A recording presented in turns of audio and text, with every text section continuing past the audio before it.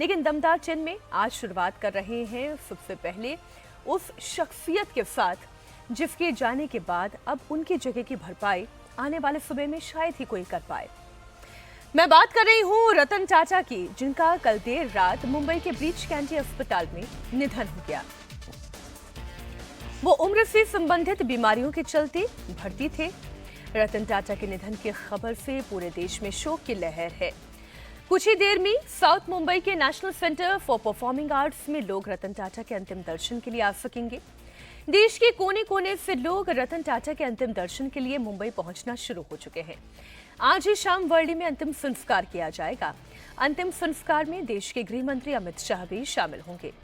रतन टाटा के पार्थिव शरीर को पूरे राजकीय सम्मान के साथ उनके घर से national centre for performing arts ले जाया जा रहा है।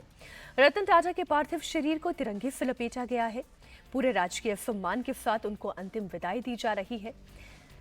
कल रात जैसे ही रतन टाटा के निधन की खबर आई, महाराष्ट्र के मुख्यमंत्री और उप मुख्यमंत्री दोनों ही अस्पताल पहुंचे, उन्हें श्रद्धांजलि दी। राष्ट्रपति द्रौपदी मुर्मू से लेकर प्रधानमंत्री नरेंद्र मोदी ने सोशल मीडिया पर पोस्ट करके रतन टाटा को श्रद्धांजलि दी। इस वक्त हर कोई उनके नेक, उनके दानवीर कृत्यों, उनकी बिजनेस पॉलिसी, उनके विजन, इन्हें याद कर रहा है। वाकई में रतन टाटा एक ऐसी शख्सियत रहे जिन्होंने न सिर्फ एक उद्योगपति के तौर पर टाटा संस्थान को एक ऊंचाई दी, बल्कि साथ ही साथ जिस तरीके के समाज सेवी कार्यों में वो हमेशा जुड़े रहे, उससे वो बाकी उद्योगपतियों से बिल्कुल अलग खड़े नजर आते हैं। चाहे टाटा समूह को वैश्विक ब्रांड में बदलने का बीड़ा उठाना हो, टाटा मोटर्स में रतन टाटा का योगदान हो, या फिर जिस तरीके की समाज सेवा उन्होंने शिक्षा के क्षेत्र में की, विज्ञान के क्षेत्र में की, स्वास्थ्य के क्षेत्र में की, ग्रामीण विकास हो, उनकी गतिविधियां जो रहीं वो वाकई में प्रेरणादायी है। और इसलिए आज उनके अंतिम दर्शन के लिए इतने लोगों की भीड़ आप देख रहे हैं। हमारे सहयोगी साकेत राय इस वक्त नरीमन पॉइंट पर मौजूद हैं। हमारे सहयोगी दिनेश मौर्य भी इस वक्त मौजूद हैं। साकेत, मैं आपके पास आ रही हूं। जो तस्वीरें इस वक्त नरीमन पॉइंट से दिखाई दे रही हैं, वाकई में दिल गर्व से भी उठ खड़ा होता है कि एक ऐसी शख्सियत भारत में जन्मी, एक ऐसी शख्सियत जिन्होंने भारत के उद्योग जगत को न सिर्फ एक ऊंचाई प्रदान की, बल्कि उन्होंने व्यापार करने का एक सलीका और एक नजरिया भी देश के बाकी उद्योगपतियों को दिया।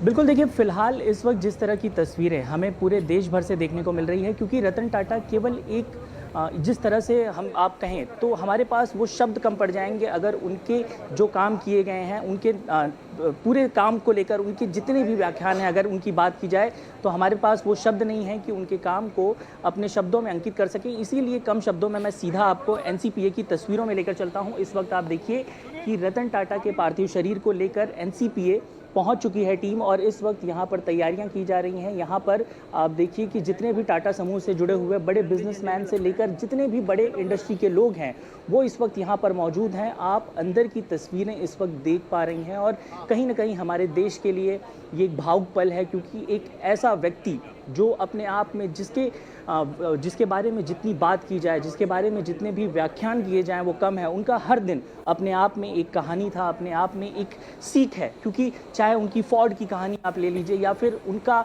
जानवरों से लगाव, चाहे आप 2018 में जिस वक्त प्रिंस चार्ल्स की तरफ से उन्हें बुलाया गया था लाइफ टाइम अचीवमेंट अवार्ड देने के लिए, और उन्होंने केवल इसलिए वहाँ न जाना चुना कि उनके कुत्ते की तबीयत खराब थी। तो जिस तरह की कहानियां हमें हमेशा टाटा समूह के लोगों से सुनने को मिलती है, और इस वक्त हमारा देश एक भावुक पल को देख रहा है। इस वक्त आप तस्वीरों के माध्यम से देख पा रहे हैं कि रतन टाटा के पार्थिव शरीर को इस वक्त अंतिम दर्शन के लिए निकाला जा रहा है, और अब सुबह लगभग 10 बजे से लेकर शाम के 4 बजे तक इसी एनपीसीए कंपाउंड में रतन टाटा के पार्थिव शरीर को रखा जाएगा। उसके बाद शाम को वर्ली स्थित जो पारसी समुदाय का शमशान भूमि है, शमशान स्थल है, वहाँ पारसी क्रियाकर्म जिस तरह से होता है उसके अनुसार यहाँ पर उनका अंतिम संस्कार किया जाएगा। फिलहाल आप तस्वीरों को देखें और इसे देखकर आप कहीं ना कहीं भावुक होंगे, क्योंकि हमारे देश ने एक ऐसा रत्न खोया है। क्योंकि जितने भी अवार्ड आप अगर बात करें, पद्म भूषण से लेकर पद्म विभूषण तक, जितने भी अवार्ड उन्हें सम्मानित किए गए, जितने भी अवार्ड दिए गए, और इस वक्त फिर एक भावुक पल आप देखिए, तिरंगे में लिपटे हुए रतन टाटा को इस वक्त उनके पार्थिव शरीर को एनसीपीए में निकाला जा रहा है। अब से सुबह से लेकर शाम तक उनके पार्थिव शरीर को यहीं पर रखा जाएगा और उसके बाद यहाँ से उन्हें वर्ली ले जाया जाएगा। हम आपको बताएं, जिस तरह से कुछ दिनों से उनकी तबीयत खराब थी और कहीं ना कहीं मैं भी पर्सनल लेवल पर अगर बात करें तो उनसे एक नाराज़गी है कि 2 दिनों पहले उन्होंने बताया था कि वो ठीक हैं। उन्होंने अपनी हालत जो है वो सोशल मीडिया के माध्यम से बताई थी, उन्हें कोई तकलीफ़ नहीं है, मेडिकल रूटीन था। लेकिन उसके बाद जो भावुक पल कल पूरे देश ने देखा, जिस तरह से ब्रिज कैंडी में उनके ऑफिशियल जिस तरह से पूरी बात सामने रखी गई कि अब रतन टाटा हमारे बीच नहीं रहे हैं, उसके बाद पूरा देश कहीं ना कहीं भावुक है। हमने कई बार देखा होगा कि रतन टाटा को लेकर बात की जाती है कि उन्हें भारत रत्न दिया जाए, लेकिन इस वक्त जो मैं यहाँ पर रहकर महसूस कर पा रहा हूँ, जो मैं फील कर पा रहा हूँ, हर किसी की आंखें नम है। क्योंकि इस वक्त जो देश जिस पल को देख रहा है, कहीं ना कहीं हम कभी नहीं चाहते थे कि इस प्रकार का पल हमें देखने को मिले।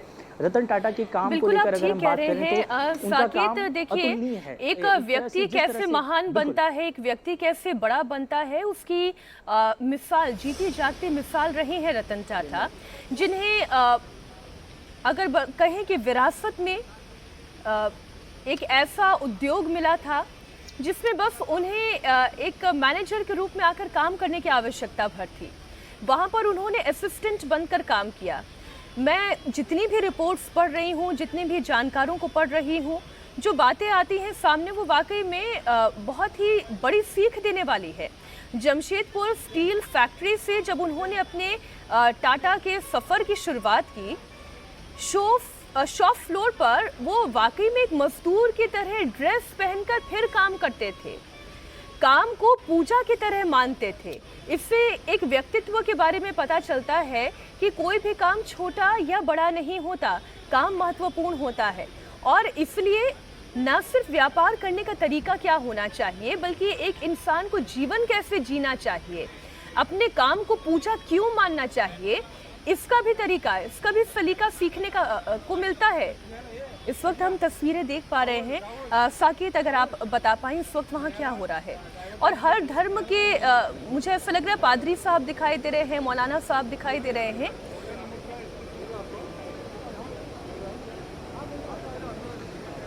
बिल्कुल, देखिए, रतन टाटा किसी धर्म के नहीं थे, किसी के नहीं थे, वो पूरे भारत के थे। और इस वक्त मैं सीधा आपको तस्वीरों में भी लेकर चलता हूँ। और जैसा कि आपने कहा कि अगर रतन टाटा की बात की जाए तो जब भी हम कॉरपोरेट में कोई बात पढ़ते हैं तो उसमें एक कॉरपोरेट रिस्पॉन्सिबिलिटी नाम का टर्म होता है, सोशल रिस्पॉन्सिबिलिटी नाम का टर्म होता है। और उस टर्म पे रतन टाटा एक ऐसे व्यक्तित्व हैं जो हमेशा से खरे उतरे। चाहे आप कोरोना के समय की बात करिए, उस वक्त टाटा समूह ही था जिसने कोरोना के समय में लगभग 500 करोड़ सबसे पहले डोनेट किया। तो सब हर एक बुरी परिस्थिति में जिस वक्त देश को ज़रूरत थी, रतन टाटा कहीं ना कहीं उभर कर सामने आए। आप 90s की अगर बात करें तो उस वक्त फोर्ड कंपनी ने जिस तरह से उनका अपमान किया, और उसके बाद जिस तरह से 2008 में उन्होंने उसी फोर्ड कंपनी के लैंड रोवर और दूसरी अगर बात की जाए जैगुआर की, तो उनके दोनों फ्रेंचाइजीज को खरीद लिया। तो कहीं ना कहीं इस वक्त आप तस्वीरों में देखिए कि आपको एक लड़का नज़र आ रहा होगा कर्ली हेयर में, शांतनु नायडू नाम है इस लड़के का। आपको इसकी भी एक दिलचस्प कहानी बताते हैं कि शांतनु को उन्होंने अपने असिस्टेंट के तौर पर हायर किया था। अब शांतनु एक इंजीनियर है, इंजीनियर तबके से आते हैं। आपको लड़का साफ तौर पर नज़र आ रहा होगा जो कर्ली हेयर में आपको वहाँ उनके पास नज़र आ रहा होगा। अंतिम दिनों में शांतनु उनके काफ़ी करीबी थे। शांतनु की भी दिलचस्प कहानी है कि उसने एक कुत्ते को बचाने के लिए टाटा को पत्र लिखा। उनके पिता टाटा इंडस्ट्रीज़ में काम करते थे और उसके बाद जिस तरह से शांतनु ने उनके साथ काम किया, उसके बाद अब आप यही समझिए कि एक 86 वर्ष का व्यक्ति और एक 24-25 साल का लड़का, तो कहीं ना कहीं हम जो एक एज गैप की बात करते हैं, रतन टाटा उन सबसे परे थे। उन्होंने बड़ी बिजनेस अपॉर्चुनिटीज़ को हमेशा मौका दिया। आप आज भी अगर उनकी प्रोफाइल्स पर जाइए तो गूगल फॉर्म्स अवेलेबल हैं जिसमें आप जाकर अपने स्टार्टअप्स के बारे में भर सकते हैं। अगर आपको फंडिंग की ज़रूरत है तो टाटा बड़े लेवल पर नए नए स्टार्टअप्स को फंड करता है। और फिलहाल इस वक्त एक भावुक पल हम देख रहे हैं। आप देखिए तिरंगे में इस वक्त रतन टाटा को समेटा जा रहा है। आज कहीं ना कहीं देश के लिए एक बड़ा पल भी है। हम उनके काम को लेकर गौरवान्वित हैं, जिस तरह से उन्होंने देश के लिए काम किया, देश के लोगों के लिए काम किया। आज पूरा देश इस पल को देख रहा है। हम उस पल के साक्षी हो रहे हैं जिस पल को हम कभी नहीं चाहते थे कि वो हमारे जीवन में आए। इस वक्त हर व्यक्ति यहाँ खड़ा है वो कहीं ना कहीं भावुक है। उनकी भावनाएं इस वक्त उभर कर सामने आ रही हैं, क्योंकि रतन टाटा एक ऐसे व्यक्तित्व हैं। आप चाहे सोशल मीडिया देख लीजिए या कोई अन्य प्लेटफॉर्म देख लीजिए, प्रधानमंत्री मोदी से लेकर राष्ट्रपति से लेकर एक जो व्यक्ति है, एक छोटा बच्चा भी अगर आप देखें तो वो भी इनके काम को समझ रहा है। जब हम पेरेंट्स से बात करते हैं तो वो कहते हैं कि रतन टाटा के काम को हम अपने बच्चों को बताएंगे और हम उन्हें सिखाएंगे कि एक व्यक्तित्व अगर कोई हो तो वो कैसा होना चाहिए।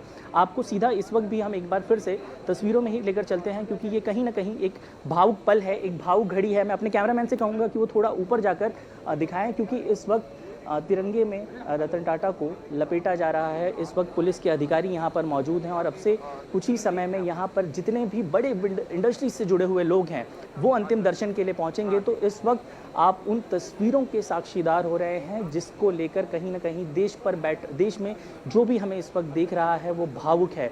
उनकी भावनाएं कहीं ना कहीं जुड़ी हुई हैं। इस वक्त भी टाटा ग्रुप से जुड़े हुए सभी एम्प्लॉयज़ जो बड़े बड़े तबके से आते हैं, सीईओ से लेकर बड़े व्यक्तित्व, वो इस वक्त यहाँ पर मौजूद हैं। और आप देखिए कि यहाँ पर अगर दूसरी तरफ आप देखें तो वर्कर्स मौजूद हैं। तो कहीं ना कहीं एक जो बारीकी होती है, एक जो रेखा होती है कि ये बड़ा है, ये छोटा है, उन सभी चीज़ों से रतन टाटा परे थे। और इस वक्त इन सभी तस्वीरों को देखकर कहीं ना कहीं हम रतन टाटा को साफ तौर पर एक बात ज़रूर कह सकते हैं कि भारत का असली रत्न आज हमने कहीं ना कहीं खो दिया है। आप साकेत जब उस लड़के की बात कर रहे थे जो आखिर तक उनके साथ हमेशा रहे हैं, और आप एक एज गैप की बात कर रहे थे, मैं रतन टाटा का ही एक इंटरव्यू सुन रही थी जिसमें रतन टाटा ये कह रहे थे कि हमारे ज़माने में जो काम करने का तरीका हुआ करता था उसमें आप पहले किसी कंपनी के साथ जुड़ते थे, पहले आप ट्रेनिंग लेते थे, उसके बाद फिर धीरे करके आप उत्तरोत्तर ऊंचाइयों की तरफ बढ़ते थे।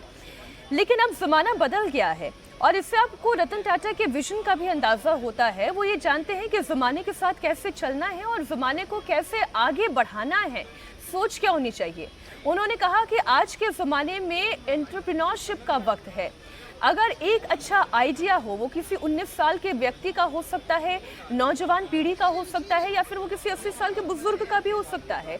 इम्पॉर्टेंट ये है कि वो आइडिया कितना कारगर है एंटरप्रेन्योरशिप के लिए, वो कितना आगे बढ़ा सकता है, किसी संस्थान के लिए वो कितना उपयोगी हो सकता है, तो वो उससे तवज्जो देते थे। और यहीं से रतन टाटा के विजन का पता चलता है। और जब आपने कहा कि वो कितने बड़े डॉग लवर थे, देखिए उन्होंने विवाह नहीं किया, उनका अपना अगर यूँ कहें तो खूनी जिसे कहते हैं पति पत्नी बच्चे और एक इस तरीके के परिवार को आगे बढ़ाना, इस तरीके का तो उनका सफ़र नहीं रहा। लेकिन उनका जो भी समय रहा उन्होंने बेज़ुबानों की सेवा करने में दिया, उन्होंने देश की युवा पीढ़ी के लिए किया। विज्ञान के क्षेत्र में अगर कोई व्यक्ति आगे बढ़ना चाह रहा है, कोई स्टूडेंट आगे बढ़ना चाह रहा है, तो उन्हें स्कॉलरशिप देने का काम किया। एनिमल शेल्टर्स में वो लगातार दान करते रहे। वो तमाम छात्र जो पैसों की तंगी के कारण पढ़ नहीं सकते, लेकिन पढ़ने की जिज्ञासा उनके अंदर है, कुछ आगे बढ़ने की प्रेरणा उनके अंदर है, ऐसे छात्रों के लिए जमशेदजी नारोजी टाटा एंडोमेंट जैसी स्कीम चलाई गई। श्री रतन टाटा स्कॉलरशिप और टाटा स्कॉलरशिप के जरिए ऐसे स्टूडेंट्स को लगातार मदद दी जाती रही। तो इसलिए उन्होंने उद्योग की जगत में जो बड़े बड़े प्रतिमान गढ़े, उनके साथ साथ आज उनके द्वारा किए गए उन तमाम सोशल रिस्पॉन्सिबिलिटी, साकेत जिसकी बात आपने कही, बाकी उद्योगपतियों को उनसे सीखने की आवश्यकता है कि कैसे आप अपनी सोशल रिस्पॉन्सिबिलिटी को पूरा कर सकते हैं, क्योंकि ईश्वर ने वो दिमाग दिया है, उतना पैसा एक संस्थान के पास है कि वो बाकियों को अपने साथ लेकर आगे बढ़ सकता है। वो कहा करते थे कि आपको अगर किसी भी काम में सफलता पानी हो तो आप उस काम की शुरुआत भले ही अकेले करें, लेकिन उसे बुलंदियों पर पहुंचाने के लिए आपको लोगों का साथ बहुत ज़रूरी है और साथ मिलकर ही दूर तक चला जा सकता है।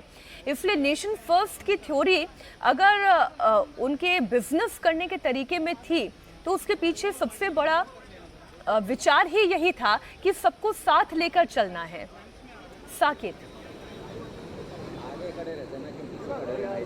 जी बिल्कुल, देखिए, क्योंकि इस वक्त अगर रतन टाटा के काम को आप एनालाइज करने बैठें तो हमारे पास शब्द और हमारे पास समय सीमा दोनों कम पड़ सकती है, क्योंकि आप उनका पूरा का पूरी जो जीवनी है वो 1937 से लेकर 2014 तक की उनकी पूरी जीवन काल में 86 सालों में उन्होंने जब से होश संभाला उसके बाद से ही आप देखिए कि जैसा कि आपने बताया कि उन्होंने शुरुआती दौर में अपनी ही कंपनी में निचले स्तर से काम शुरू किया। वो अपने वर्कर्स के साथ काम करते थे, उन्होंने पूरी इंडस्ट्रीज़ को संभाला। उसके बाद उनके पिता की भी अगर बात की जाए तो आप देखिए कि उनके पिता किस तरह से चाहते थे कि वो इंजीनियर बने, वो मैकेनिकल इंजीनियर की उन्होंने पढ़ाई भी शुरू की, और दूसरी तरफ रतन टाटा चाहते थे वो आर्किटेक्ट बने। तो एक तरफ उनकी वो चाहत कि वो आर्किटेक्ट बने, पिता की चाहत कि वो इंजीनियर बने, वहीं दूसरी तरफ वो अलग अलग देशों में गए, विदेशों में गए, वहाँ उन्होंने पढ़ाई की। फ्लाइट्स जो है आप अगर देखें तो उन्हें वो भी उड़ाने का बहुत ज़्यादा शौक था। रतन टाटा भले ही इस दुनिया में अब ना रहे हों, लेकिन वो हमारी यादों में हमेशा बने रहेंगे और उनके द्वारा किए गए वो तमाम परोपकारी कार्य भी हमारी यादों में हमेशा रहेंगे।